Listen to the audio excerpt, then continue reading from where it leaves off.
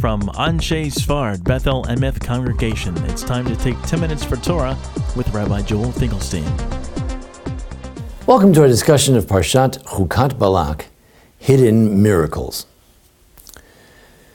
If we look in Parshat Balak, the entire story takes place outside of our usual scenery. If you talk about change of scene, the scene for Parshat Balak and Bilam is not the Jews in the desert of the 40 years, but is Moab, it's Midian. It's the outside enemy camp, or our neighbor's camp, the camp of Moab. It's almost as if the lens has shifted from the Jewish people to a totally different scene of the outside of the Israel looking in. Matovo Alecha Yaakov, how beautiful are your tents, O Israel. These words are said from the outside, looking in. A totally different perspective. So the question is, what's going on?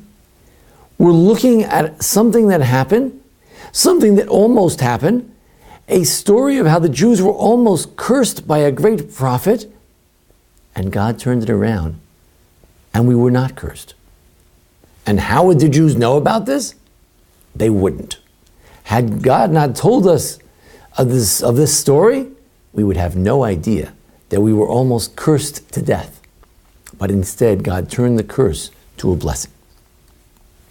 If we look in Psukim in Micha, in the prophet Micah, he says, and we read this in the Haftorah on Parshat Balak, he says, Ami zacharna ma ya'atz Balak ben Bilam, Balak melech Moab. Remember what Balak tried to do, the king of Moab. Now tell Bilam ben Beor. Remember what Bilam did? He didn't respond.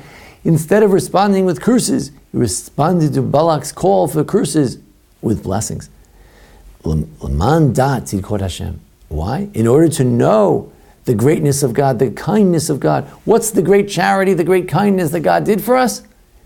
That even though we were unaware of the impending doom of the Jewish people due to the curses of this man, even though we're unaware of it, we became aware.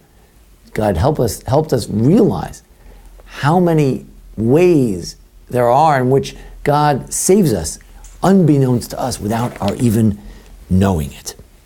This idea that sometimes we're saved from fates we're not even aware of, that there are miracles that happen behind the scenes to make the show go on, so to speak, and we're not always even aware of it, is brought to the fore by another story, a Talmudic story about something from last week's Parsha, or for some this week when Chukat and Balak are together.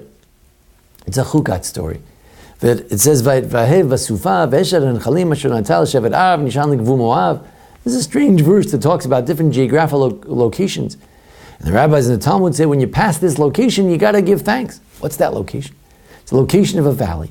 And in that valley, Rashi tells us, the Gemara in Brachos, page 54b, tells us that what happened? That there was a valley, and the enemy, the Ammonites, the Amorim, the Amorites, they planned to hide in the mountains. And from the mountains, they could see the Jews passing through the valley. And as the Jews passed through the valley, they would throw rocks at them, and they would come and attack them and kill them as sort of an ambush. So God said, very good. From one side of the mountain, there are rocks jutting out. From the other side, there are caves where the Amorites are hiding. I'll make an earthquake, bring the two together, and the rocks that are sticking out will go into the caves where the Amorites are, crush them to death, and then everything will part again. Jews will walk through the valley or walk through a plateau that's been created by this earthquake. God will flatten out the lands, and the enemies will run away, and the Jews will walk through. So you might say, well, that's very nice, but the Jews will never know about this kindness that God did. And it says in Gemara in Shabbos, Daf Yud, that if you give a gift to someone, you have to tell them. So that's what the verse said in Micah, Laman dat tzidkot Hashem. Hashem did us a favor to tell us the kindness that He did. That in fact, we didn't just walk over a calm place where there happened to be nice plateaus and everything was beautiful and everything was quiet, but actually, that could have been the place of our demise, our destruction, God forbid. Instead, God took care of it quietly without our even knowing it. And the message is, and the idea is, that there are many instances in life where something almost happened. Something bad could have happened. How many times do we drive on the road and we say, if I had just come by this place a few seconds earlier, if I had walked near that Boston Marathon a couple of seconds earlier, if I had been in the World Trade Center a couple of minutes later, it would have been a disaster. Thank God we weren't there. And how many times do we not even know to give thanks because we didn't see it? We didn't even realize that God helped us avoid this very horrible situation. In fact, this is found also in the Haggadah as well. There we say that every generation they try to destroy us. They say, well, what do you mean every generation? I mean, after all, there's some generations where things seem to be quite nice, and there doesn't seem to be any Ahmadinejads or any kind of Hitlers, God forbid, or Inquisitions. Some generations seem more blessed. He says, nah, but Lavan Arami, don't you remember Lavan? Lavan seemed like a nice fellow. Laban, Jacob's father-in-law, not so terrible. He tricked us a few times. The rabbis say, no, Bikesh Lakor Dakol, don't you know? Behind the scenes, he was trying to poison Jacob. Behind the scenes, he was trying to kill him. Behind the scenes, he was trying to undermine our whole structure of our family and turn him into a virtual slave. Take the children and the wives away from us. But God saw to it. Somehow, Jacob was able to escape. Lamandat Tzidkot Hashem. These are the kindness, the acts of God that we don't even realize. We don't even realize that every generation we're saved from their hands. Say that Haluas Hashem Kol Goyim, the nations will give praise to God. Why? Because they know what goes on in the back rooms. What kind of anti-Semitic slurs are made? What kind of plans and plots there have been against the Jewish people? And to think that somehow we survived all those plans and plots and schemes, and we still made it. Haluas Hashem Kol Goyim. All the nations of the world will say, wow, that's really impressive. But we're not always aware of it. Rabbi Soloveitchik says that in the evening prayers, when we say, V'haser Satan milfanenu u'me'acharenu, we ask God to remove the Satan, remove things that could go wrong, remove those who would want our ill fate. Haser Satan milfanenu, keep those bad things away from in front of me. What do you mean in back of me? What do you mean? How could keep those things from behind me? If they're behind me, who cares? Whatever they're behind me is behind me. Soloveitchik says, no, there are some bad fates. There are some tragedies that are behind me. I can't see them. I can't see that it could have happened, or it would have happened, or it might have happened, or it might happen. And I just go on my merry way, like the Jews in the desert.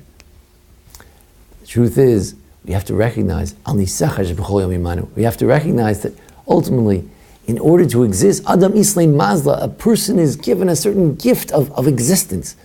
That, thank God, a person can reach their 50th and 60th and 100th birthday, and they can make it. Through all the near traffic accidents, through all the near misses of terrorist attacks and all kinds of other calamities, God forbid.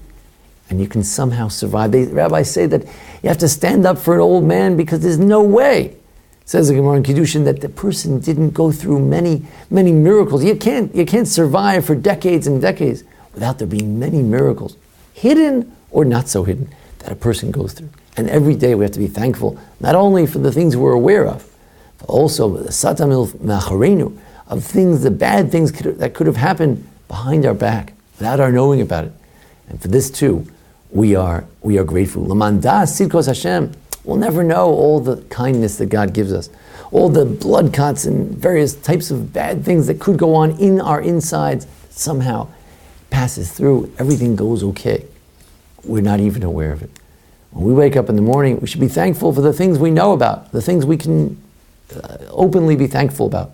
We should also be thankful for the Satam Milacharenu, for the Esher HaNechalim, for the curses of Bilam that we're not even aware of. But somehow God is smoothing the way for us to be able to live an oblivious life where everything seems just a-okay. And actually, we're only here by the grace of God. Thanks for joining us here at our Anshe Sfard Bethel Emeth congregation here in Memphis, Tennessee, for our discussion of Parshat Balak and Chukat as well. Join us each week for discussions of Parsha, holidays, all kinds of how-to videos as well. And thanks to our producer, Jason Lefkowitz. Thank you. This has been 10 Minutes for Torah with Rabbi Joel Finkelstein. To learn more, visit ASBEE.org.